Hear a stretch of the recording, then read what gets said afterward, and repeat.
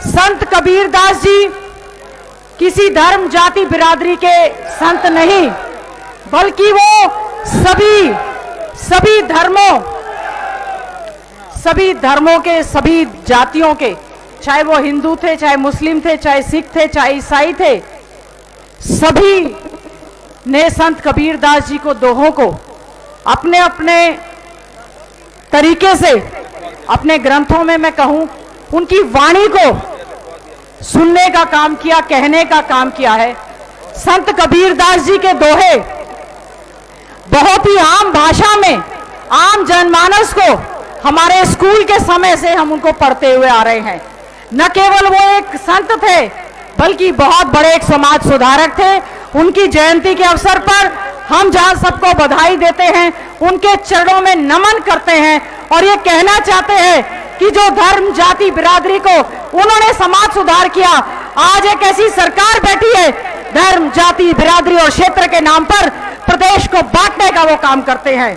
हम कहना चाहेंगे कि आदरणीय चौधरी भूपेंद्र सिंह हुड्डा जी ने जिस प्रकार से प्रदेश में गरीबों के लिए, दलितों के लिए बहुत सी योजनाएं चलाई, इस सरकार ने ज्यादातर योजनाओं को बंद करने का काम किया।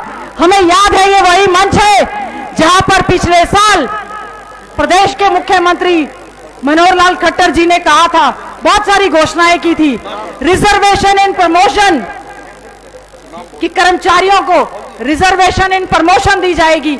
हम उनसे पूछना चाहते हैं कि आज हमारे कर्मचारी पूछ रहे हैं, आज हमारे गरीब दलित पूछ रहे हैं, 100 गज के प्लॉट जो चौधरी भूपेंद्र सिंह हुड्डा जी ने 3,84,000 देने का काम किया था, 1 इंच छोड़िए 1 सेंटीमीटर भी जमीन इस सरकार ने देने का काम नहीं किया है। हमारे समय में बैकलॉग को भरे जाने की बात थी।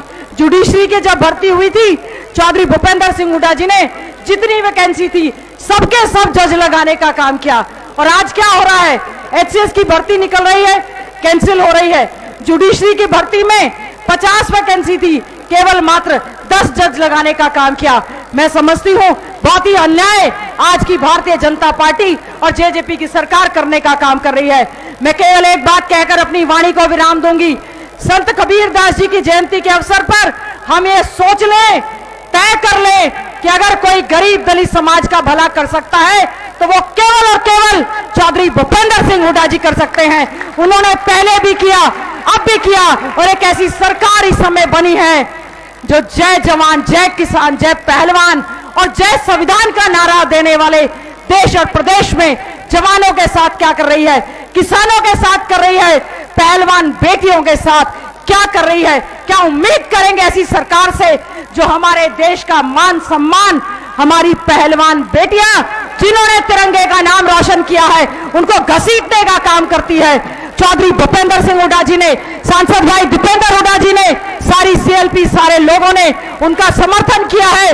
हम इस मंच के माध्यम से कड़े शब्दों में भारतीय जनता पार्टी की कड़े शब्दों में निंदा करते हैं। बेटी बचाओ बेटी पढ़ाओ का नारा बंद करे ये सरकार, जो बेटियों को मान सम्मान नहीं दे सकती, उनको इस सत्ता में रहने का कतई भी अधिकार नहीं है। हमें यह सोचना होगा।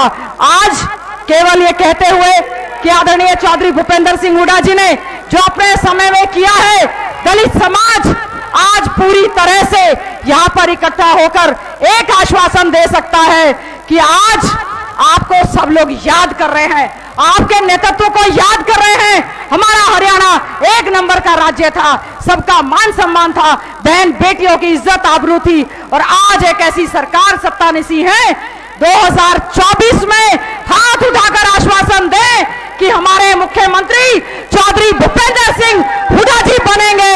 और ये आश्वासन, जो भी इस सरकार ने अन्याय किया है, अन्याय के खिलाफ हम लोग सब मिलकर लड़ाई लड़ने का काम करेंगे।